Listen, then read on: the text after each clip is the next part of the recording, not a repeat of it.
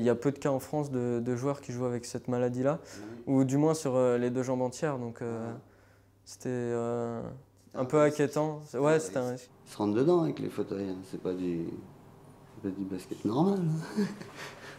Ça fait peur, quoi. Mais là, je suis rassuré, c'est vrai. Il a eu 27 fractures depuis tout petit, mais là, il ne s'est rien cassé en 2 ans de Krebs.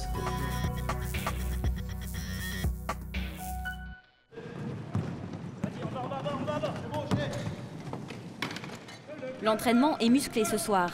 Le match du week-end approche. Un match essentiel pour rester en tête du championnat de France. Et l'équipe de handi-basket de Talence est bien décidée à le gagner. Amputés, paraplégiques, à la suite d'accidents ou de maladies, quel que soit leur handicap, ces 12 athlètes de haut niveau partagent tous le même fauteuil. Il y a Luigi, 21 ans, le plus expérimenté, le meneur. Une grave tumeur l'a rendu paraplégique à l'âge de 7 ans. Sa vision du jeu, son physique et sa dextérité font de lui un pilier de l'équipe. Disons que sans basket, je ne peux pas vivre, handicap ou pas. Donc voilà, c'est comme ça. Basket fauteuil caractérisé par la vitesse, l'adresse, le contact, d'amanier le fauteuil avec les bras, dribbler avec les bras, shooter avec les bras. C'est des muscles qu'on n'utilise pas habituellement, les triceps par exemple pour le shoot, donc voilà, ça, au fur et à mesure ça arrive, c'est l'entraînement. Je suis un compétiteur, donc forcément le but absolu c'est aller le plus loin possible et peut-être devenir le meilleur dans ma catégorie de points et bien sûr aller aux Jeux paralympiques de Rio 2016. Louis, c'est le roi de la passe. Paraplégique depuis sa naissance, sur son fauteuil, il est l'un des plus rapides de l'équipe. C'est un meneur avec une très bonne vision du jeu.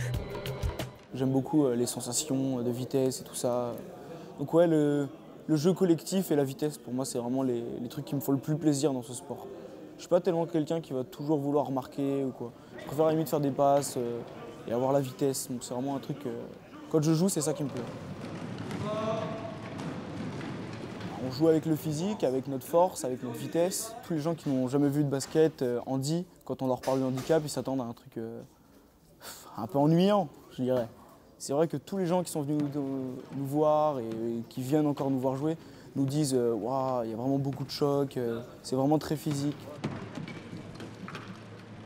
Je ne sais pas si on peut appeler ça une drogue, mais oui, c'est vrai que ouais, pour nous, on en fait tout le temps, donc c'est notre vie, quoi. Chacun son rôle dans l'équipe. Les plus lourdement handicapés, plus bas sur leur fauteuil, bloquent leurs adversaires. Bien joué. Les plus agiles, plus mobiles sur le terrain, eux, sont à l'offensive. L'équipe a été composée avec minutie par Frédéric et Stéphane, les deux entraîneurs. Mais t'as vu le fait de monter un peu ici là? Ah, c'est pas mal, hein. C'est pas mal, ça fait 2 rideaux, c'est pas mal. En fait, moi, je tourne un peu en France avec Frédéric. On fait le tour un peu des régions, des clubs. On a quelques contacts d'entraîneurs qui sont dynamiques sur le secteur et qui nous conseillent des jeunes. On les voit, on les filme, on les teste sur 2 journées de détection par an ici. Si le profil correspond à la fois sportif et scolaire, on leur propose de rentrer au Krebs. Sinon, on les aiguille pour essayer de s'améliorer dans leur club et de retenter la détection l'année suivante, quoi. Grace, 18 ans, c'est la seule fille de l'équipe. Une ailière hors pair, au shoot redoutable. Amputée des 2 jambes, ses déplacements fluides et précis font d'elle une adversaire coriace et une coéquipière extrêmement fiable. Pourtant, contrairement à ses coéquipiers, le fauteuil ne fait pas partie du quotidien de Grace. Dans la vie de tous les jours, la jeune fille marche avec des prothèses. Au début, c'est vrai que c'était assez étrange de pratiquer en fauteuil, mais au final, j'apprends à maîtriser aussi un autre outil. Finalement, les appuis, on les trouve ailleurs, on contracte un peu les quadriceps et puis avec les moignons, on essaye de prendre appui avec les sangles. Et ça me permet aussi d'être quelque part aussi un peu plus libre parce que ça va vraiment, vraiment super vite et c'est aussi de nouvelles sensations. Difficile d'imaginer le parcours de cette athlète qui marche au pas de course aujourd'hui. À 5 ans, prisonnière dans l'incendie qui détruit le logement familial, Grace est très gravement brûlée. il faudra l'amputer des 2 jambes et toute son enfance se déroule au rythme de nombreuses greffes de peau. Après de longs séjours à l'hôpital, elle découvre le basket fauteuil. Ça, en fait, c'était mon premier championnat de France jeune, moins de 25 ans. C'était une très belle expérience parce que c'était vraiment ma première compétition. Là, j'avais mis 4 paniers d'affilée, je me souviens, donc j'étais vraiment super contente. Le sport va permettre à Grace d'assumer sa différence avec panache.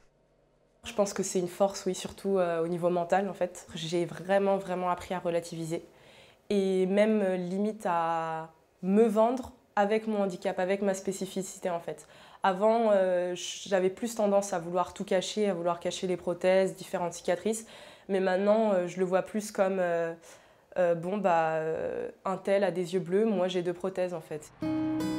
Grace et toute l'équipe se retrouvent le soir à la cantine. Tous les joueurs ont quitté leur région, leurs proches, pour pratiquer le basket fauteuil. Mais ici, ensemble, ils forment une vraie famille. Et le brevet, Stéban, comment ça se passe? T'as commencé à réviser? Non, parce que je me suis pas inscrit. J'étais à l'hosto quand il y avait le brevet et je l'ai pas passé. Ah, le brevet, non?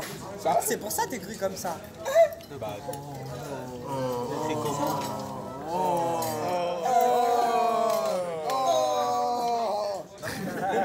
Qu'est-ce que tu dis? L'humour. L'humour, c'est qu'on a un humour très très noir.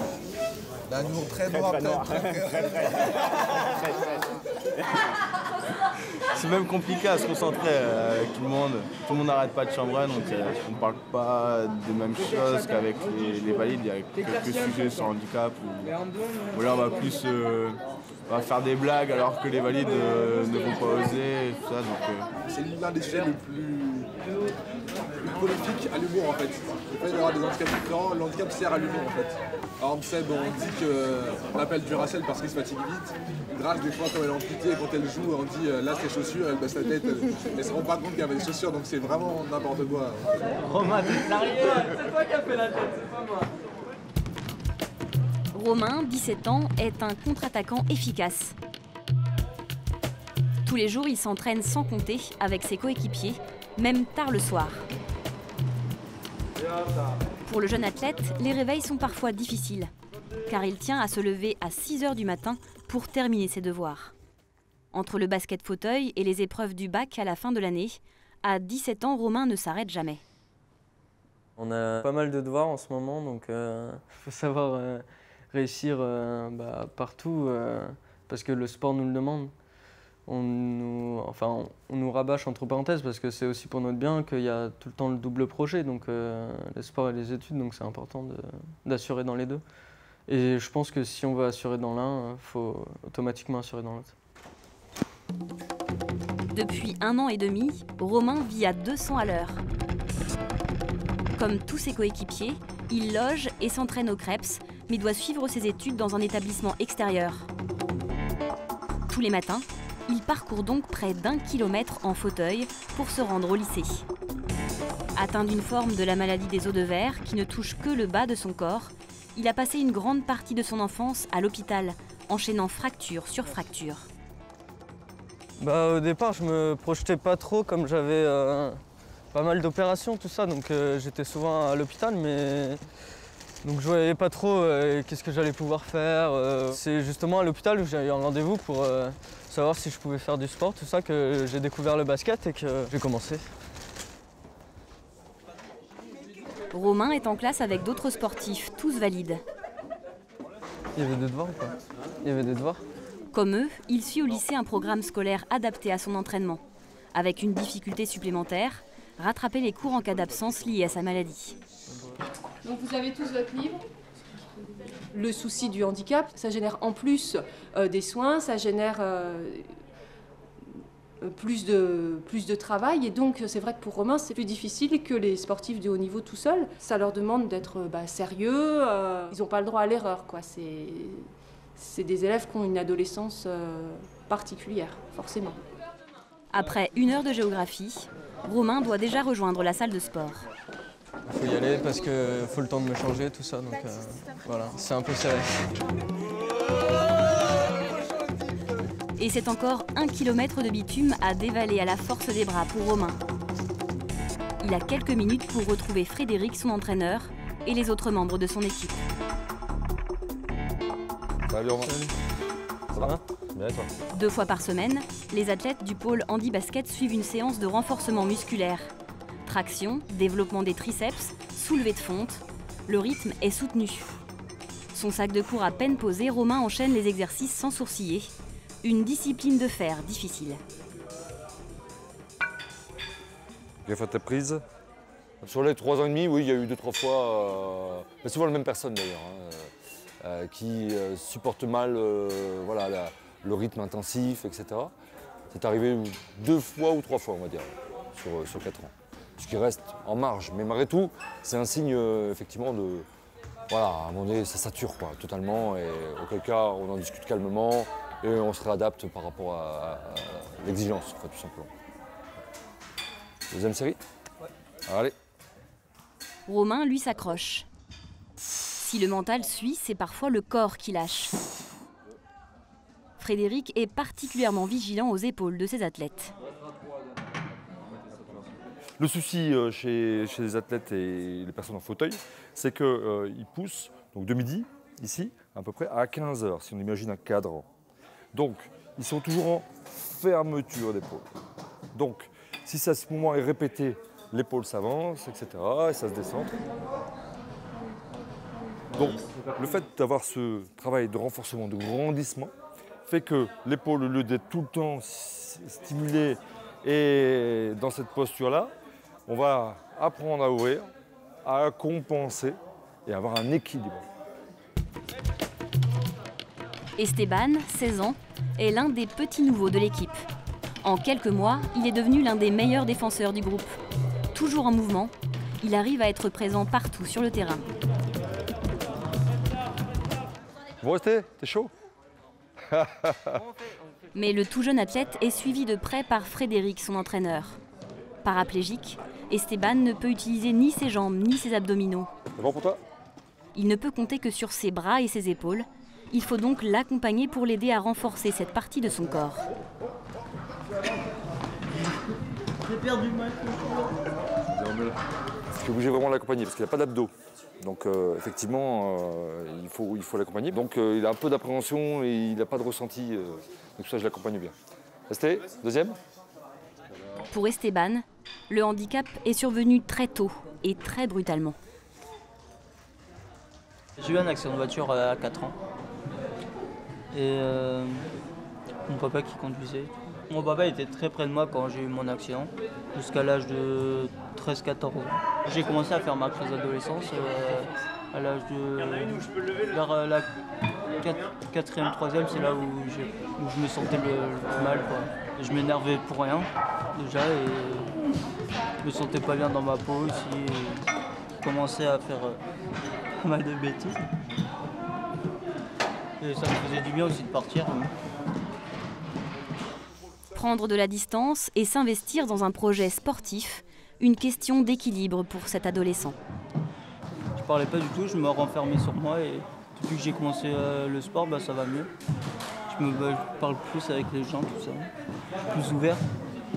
Le sport est une thérapie efficace et un moteur puissant pour tous ces jeunes. Il leur permet de construire une image valorisante d'eux-mêmes et de leurs capacités. Grâce au basket fauteuil, Esteban s'est réconcilié avec lui-même. Il a trouvé des amis avec qui partager sa passion et gagner en assurance. Aujourd'hui, il a rendez-vous avec le docteur Serge Lise, le médecin du CREPS de Talence, pour un test d'effort. Voilà la machine. Donc voilà, tu t'installes et comme on l'a dit, le but du jeu, c'est de pédaler. Ce test d'effort va permettre d'évaluer ses capacités cardiovasculaires et respiratoires. Un moment important pour Stéphane, le coach, qui a besoin de ces informations pour adapter l'entraînement à chaque athlète. Le but, c'est qu'ils se donnent à fond et qu'on ait les meilleurs repères possibles pour ensuite évaluer le travail en conséquence, quoi. Proposer un travail, une charge de travail en fonction de ses possibilités, quoi. Tu donnes tout ce que tu peux. Allez, 10 secondes. 10, 9, 8, 7, 6, 5, 4, 3, 2, 1, allez. Après 10 minutes d'handibike, Esteban a mal à l'épaule. Le médecin décide de stopper le test pour ne pas aggraver la douleur. Il faut qu'on fasse le point sur cette épaule, parce que je pense que tu n'en as pas vraiment parlé jusqu'à présent. Jusque-là, Esteban était resté plutôt discret. Je force plus là que sur mon fauteuil en fait.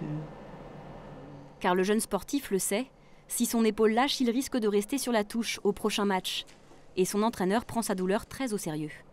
Forcément, les épaules chez eux sont souvent trop sollicitées et c'est vrai qu'on essaye de faire vraiment attention à ça puisqu'on ne veut pas rentrer dans le surhandicap, c'est-à-dire le laisser sans la possibilité de pouvoir pousser son fauteuil de ville pour se déplacer, aller en cours. Donc c'est vrai que ça c'est important.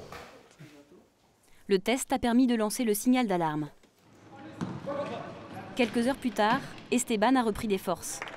Mais pour compenser la faiblesse de son épaule gauche, il sollicite un peu trop son bras droit. Sur le terrain, il fait le point avec la kinésithérapeute. T'as trop poussé ou quoi? Ouais. T'as trop poussé? Non, c'est à force de la répétition. Tu me dis si tu as mal. Manon vient 2 fois par semaine pour soigner les douleurs liées à la pratique intensive du sport. Tu m'empêches de tendre le coude? Empêche-moi de tendre, donc plie et tu m'empêches de tendre. Est-ce que ça fait mal?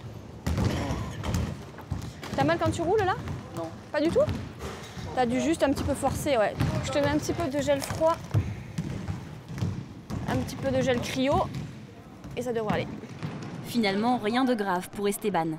Mais bien souvent, les joueurs viennent la voir trop tard. Dès qu'ils ressentent le moindre signe, la moindre gêne, il faut qu'ils viennent me voir pour venir m'expliquer ce qu'il y a. Et il y en a pas mal qui, tant qu'ils ne sont pas blessés, ne voient pas vraiment en fait, l'intérêt de venir se soigner et de prévenir en fait, ces blessures. Donc c'est très important d'avoir une éducation un petit peu thérapeutique et c'est aussi mon rôle ici au sein du CREPS, de leur faire prendre conscience que leur corps est important, qu'ils sont des sportifs de haut niveau et que si jamais ils ne font pas attention à leurs épaules, ça risque de ne pas aller très loin. À force de répéter, ça passe. Les joueurs d'handi-basket réussissent à transcender leur handicap grâce à la pratique intensive du sport. Même quand leur corps les alerte et les fait souffrir, ils ont du mal à renoncer à l'entraînement. Amputée des 2 jambes à la suite de graves brûlures, Grace porte des prothèses. Elle aussi fait passer le sport avant tout. Pourtant, depuis quelques mois, elle ressent de fortes douleurs dans ses membres. Bonjour. Bonjour. Grace, ça va? Oui, ça va, merci. Elle vient faire le point avec le docteur Lise. Alors. Le médecin suit l'évolution de Grace depuis son arrivée à Talence. Il lui a fait faire une série d'examens pour comprendre d'où provenaient ses douleurs. Il s'agit de ce qu'on appelle un névrome. En fait, c'est un nerf qui a mal cicatrisé après la section, lors de l'amputation, et qui envoie des messages erronés au cerveau, des messages douloureux. Donc il y a une solution, a priori, qu'on lui propose, c'est d'enlever ce névrome. Il faut quand même prendre en compte le fait que ces douleurs sont de plus en plus fréquentes. Ouais. Donc voilà, il va falloir peut-être faire quelque chose. Moi, ce dont j'ai peur, c'est vu que je cicatrise très mal au niveau des moignons, que ça mette plus de temps que prévu en fait. Et c'est juste la seule chose qui fait que je suis un petit peu réticente à la limite à l'enlever et qui fait que je prends sur moi plus de temps par exemple. J'ai surtout envie de reprendre vite, mais aussi à la fois d'être soulagée en fait. Donc, Jusqu'à l'âge de 14 ans, Grace a subi de nombreuses interventions chirurgicales. La jeune fille sait que les suites opératoires peuvent être longues.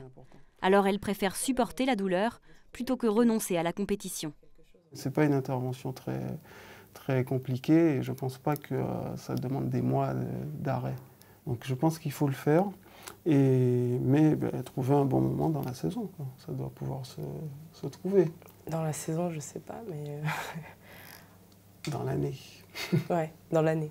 Ouais. Ça va? La route, ça allait? Ah, merci. Bon, je vais t'emmener à la chambre. Ouais, s'il te plaît.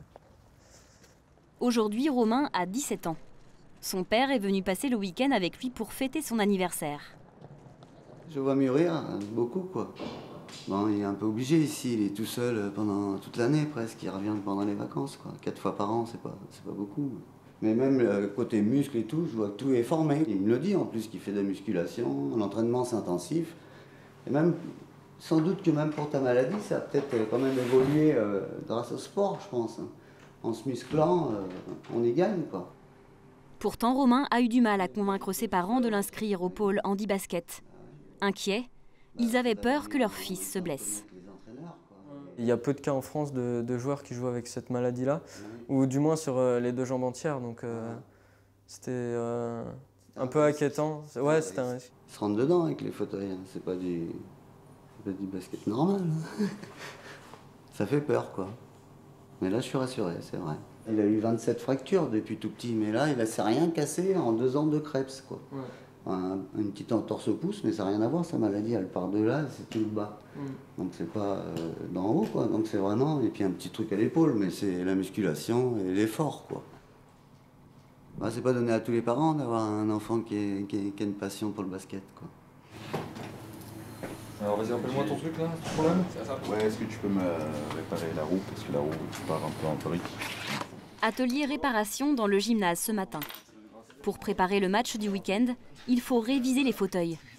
Frédéric, l'entraîneur, doit se mettre à la mécanique. La performance de ses athlètes en dépend.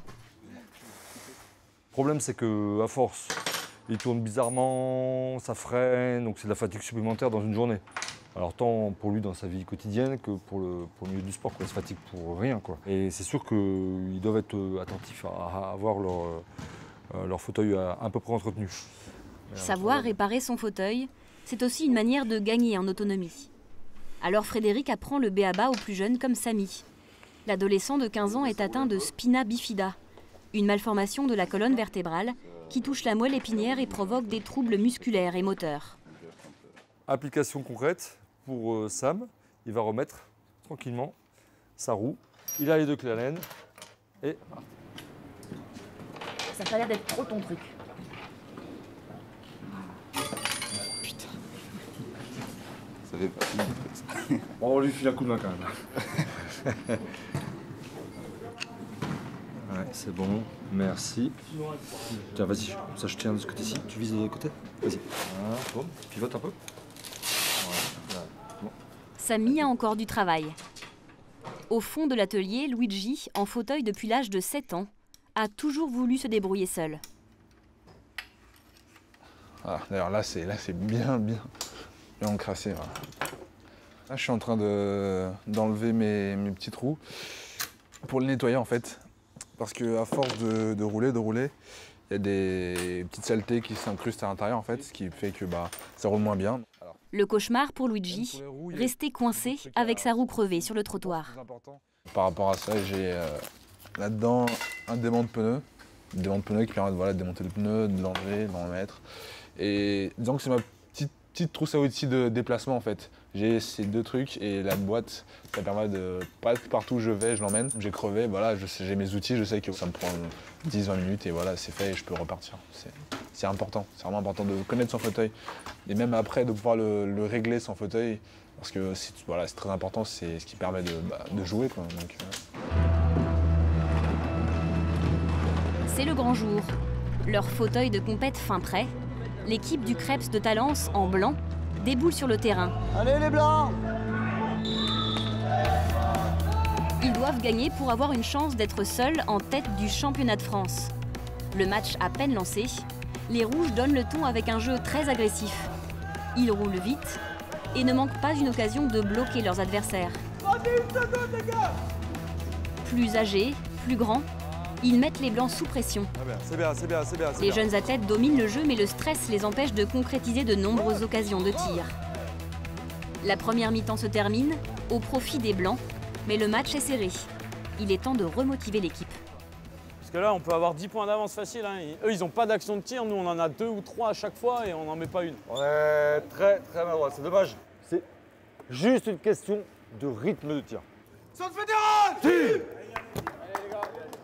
Tu te sens comment, toi? La question qu'il fallait pas poser. Très mal, parce que je suis pas du tout à mon niveau. On verra bien ce que ça donne en deuxième mi-temps. Remotivés par leurs entraîneurs, les joueurs du Krebs de Talence reprennent le match. Très vite, ils donnent le tempo. Et ça marche.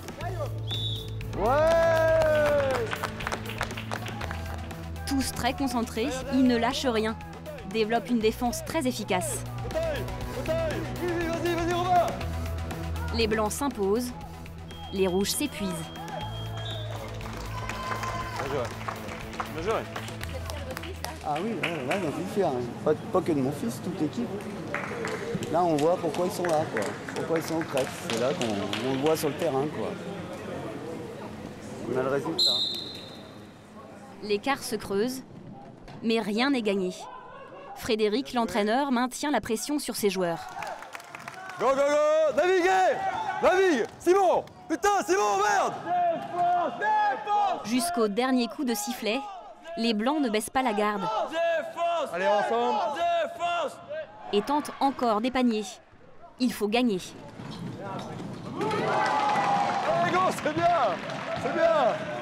Allez, allez, encore! Vas-y, Romain! Plus que quelques secondes avant la fin du match.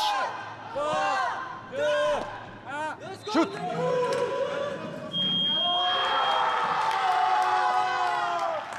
Galvanisés par le match, le plaisir du jeu, C'est bien, les gros! les jeunes joueurs de talent s'imposent comme des athlètes, peut-être même de futurs champions olympiques. Cette fois encore, ils ont réussi à transcender leur handicap. Et d'abord, 44 points on met en deuxième mi-temps. 44 points face à une bonne équipe. Hein? Allez, bravo, on crie 3 fois. Louis. Centre fédéral! Centre fédéral! Centre fédéral!